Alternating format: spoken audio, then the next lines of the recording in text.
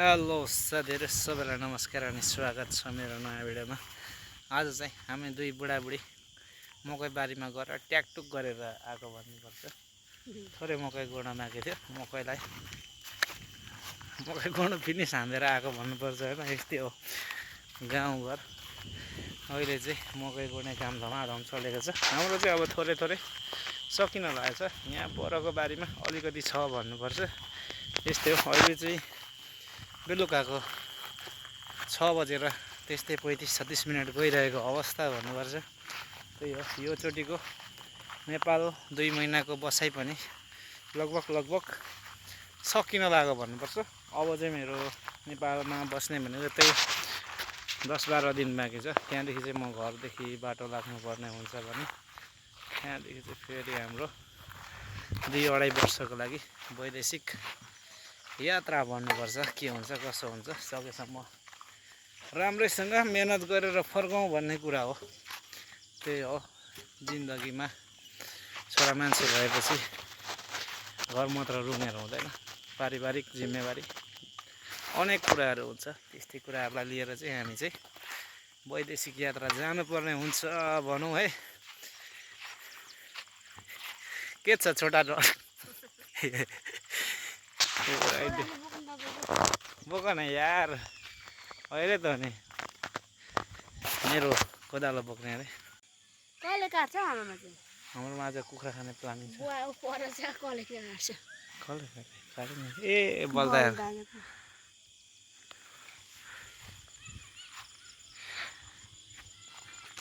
आप टिप्नु न, म आफ खानु लागेर।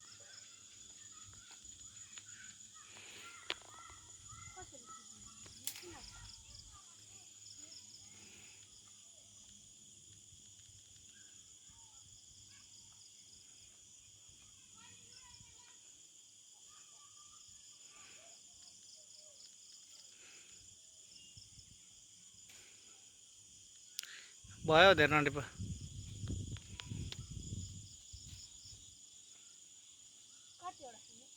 मलाई नखाने म्याङ्गो।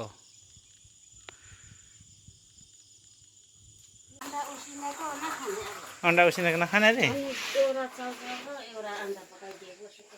ए पकाएको मात्रै खाने? ओहो, के गरेको रे छोरा? हाँसेमुङ खोइ हो, बाबाले सोध्दा नभन्ने। हाँसेमुङ लेख्दैछौ? हात्तीको नाम के हो रहेछ इङ्ग्लिसमा भन त? ओहो, कलर गरेको नि? ए हे हो र। हात्तीको नाम के रहेछ इङ्ग्लिसमा भनिदेऊ त बा? हो र? ओहो हो।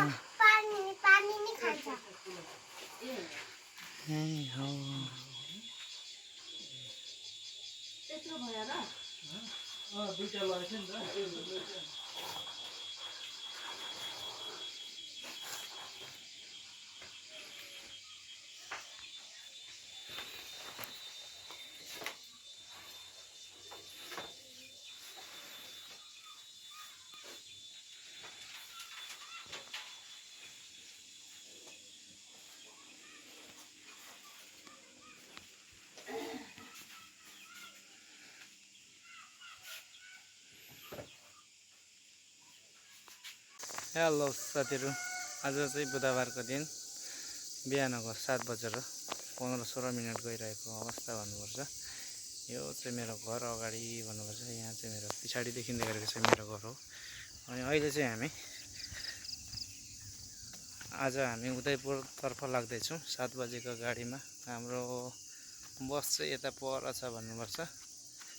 बस आउँछ, हामी चाहिँ बस चढेर जान्छौँ। हाम्रो चाहिँ खास काम भनेको मेरो चाहिँ अस्ति थोरै बाइक एक्सिडेन्ट भएकोले गर्दाखेरि उदयपुरमा भएको बाइक एक्सिडेन्ट, अनि त्यसमा चाहिँ गएर थोरै आज मेलमिलाप कागजपत्र गर्न जानुपर्ने भएकोले हामी लाग्दैछौँ। हाम्रो बाइक चाहिँ अझै पनि बनेर निस्केको छैन भनौँ न। आज चाहिँ हामीले यसो मिलापत्र गर्नतर्फ जानुपर्ने भएकोले हिँड्दैछौँ।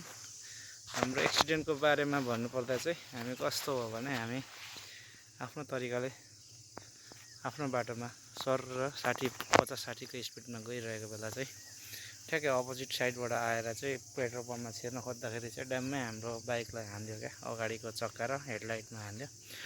अनि मेरो बाइकको चाहिँ धेरै क्षति भएको छ भनौँ न, अगाडिको चक्का अनि हेडलाइटहरू चाहिँ धेरै क्षति भएको हुनाले गर्दाखेरि बनाउनु हामीले चाहिँ ल्याइरहेको छौँ। अनि मेरो बाइक चाहिँ नयाँ मोडलको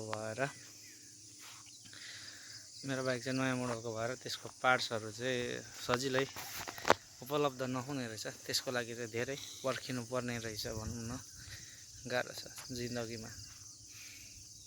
बाइकमा हिँड्दा आफू सही तरिकाले हिँडे पनि अब अरूको गल्तीले पनि एक्सिडेन्टमा परिने रहेछ, गाह्रो छ भन्नुपर्छ। फाइनली हाम्रो गाडी चाहिँ हिँडिसकेको छ भन्नुपर्छ। अहिले चाहिँ 7:20 गइरहेको छ। गाडी चाहिँ अब बाटो लाग्यो, हामी यही गाडी चढेर चाहिँ सर र धरानसम्म जान्छौँ, त्यस पछाडि धरानबाट अर्को गाडीमा जान्छौँ।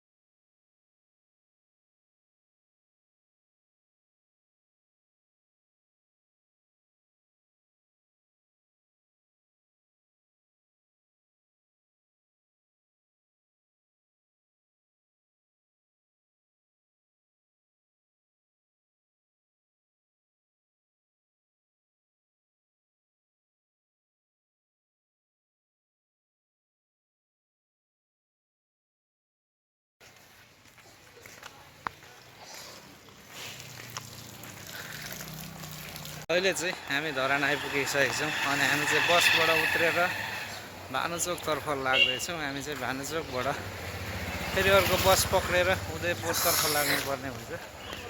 अहिले चाहिँ हामी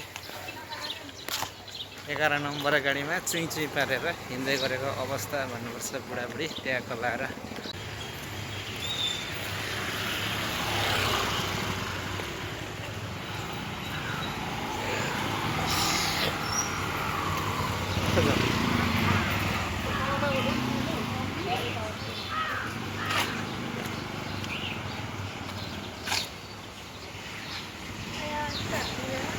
के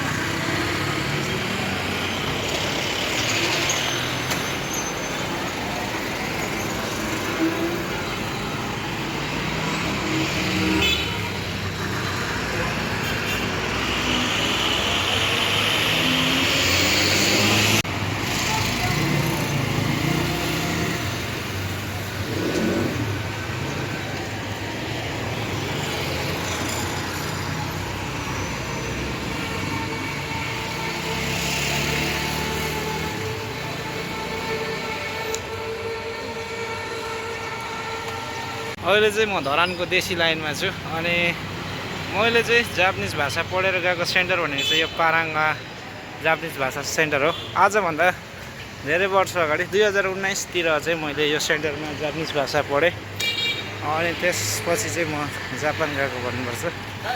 अहिले हामी भानुचोकमा आइपुगेको छौँ। यो चाहिँ यहाँ भनेको चाहिँ पहाडतिर लाग्ने गाडीको बस स्ट्यान्ड भयो भने यहाँ चाहिँ हामीले देख्न सक्छौँ घण्टाघर हो यो। अनि यहाँ पर चाहिँ भानुभक्तको स्ट्याचु पनि छ।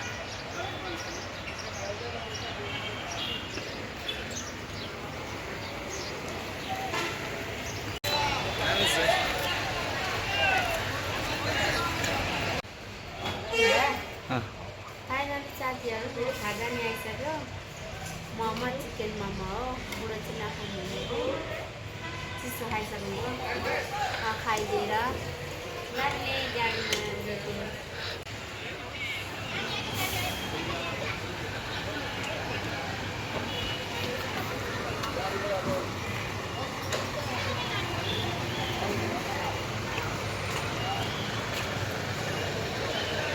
चढ गाडीमा। मान्छेले खाना लान्छ 9 बजी टाइम भएपछि हिँडाइहाल्छ नि।